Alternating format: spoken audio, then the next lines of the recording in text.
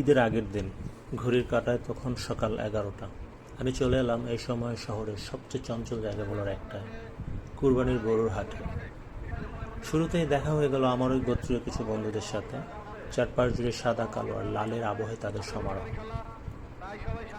আমার পরনেও কালো সাদার মিশেলে একটা জামা। বাহ, কত মিল! যদিও সেটার প্রমাণস্বরূপ আমি নিজেকে সামনে আনতে পারছি না, যদি না আমাকে ছাগলের মতোই দেখায়, এই ভয়ে। Wait a minute!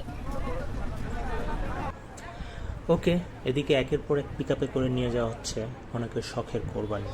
কারো শখ, কারো ভালোবাসা, কারো পুরো বছরের অপেক্ষা। সব কিছু যেন বাঁধা ছিল এই দড়ির সাথে, আর দড়ি বাঁধা আছে ট্রাকের সাথে। Wait a minute!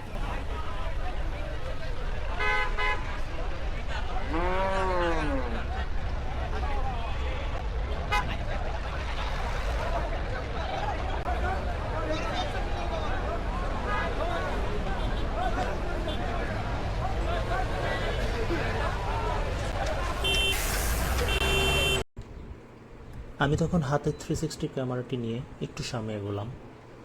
ক্যামেরাটা পুরো উপরে তুলে চেষ্টা করছিলাম একটা পারফেক্ট এরিয়াল ভিউ নেওয়ার। যেহেতু হাট বসেছে মূলত আমার বাম পাশে, নিচে ঢালে, বৃষ্টি তো ওখানে যাচ্ছে, তাই অবস্থা এককাদার সমুদ্র হয়ে গিয়েছে। ভাবুন কতই না কষ্ট হচ্ছে প্রাণীগুলোর, যারা নিয়ে এসেছে, যারা কিনতে যাচ্ছে, সবার ওই দুর্ভোগ। ইচ্ছে ছিল আরও কিছু জীবন্ত মুহূর্ত দেখানো, যেমন গরুর নিশ্চিন্তের জাবর কাটা, হঠাৎ শিং সামনে বাড়িয়ে নিজের শক্তি জানান দেওয়া, কুতো দেওয়ার সুযোগ খোঁজা, অথবা দড়ি ছিঁড়ে কিছু মুহূর্তের জন্য স্বাধীনতা খুঁজে বেড়ানো। এই অভিজ্ঞতার সাথে আপনারা অনেকেই হয়তো পরিচিত।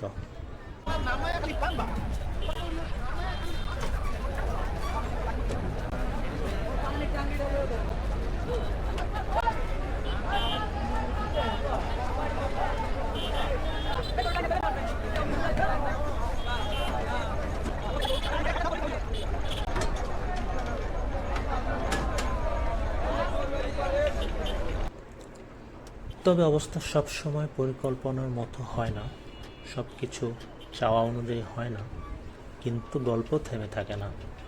তাই কাদা, ভিড়, ব্যস্ততার মাঝেও যতটুকু সম্ভব ততটুকুই ধরে রাখার চেষ্টা করেছি ক্যামেরার ফ্রেমে। এই হাটের শুধু কেনা বেচা হয় না, এখানে গল্প তৈরি হয় মানুষের, পশুর, অপেক্ষার আর উৎসবের।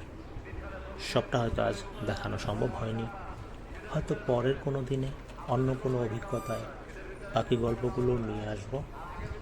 আপাতত ফিরতে হবে, তবে ফেরার পথেও ক্যামেরায় বন্দি করে নিলাম কিছু ছোট ছোট মুহূর্ত, কারণ কখন কোন দৃশ্য একটা স্মৃতি হয়ে যায় সেটা কেউ জানে না।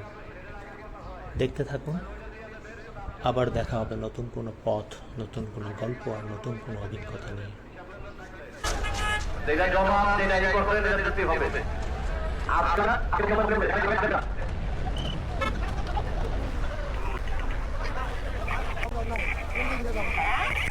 Wait a minute! Who are you?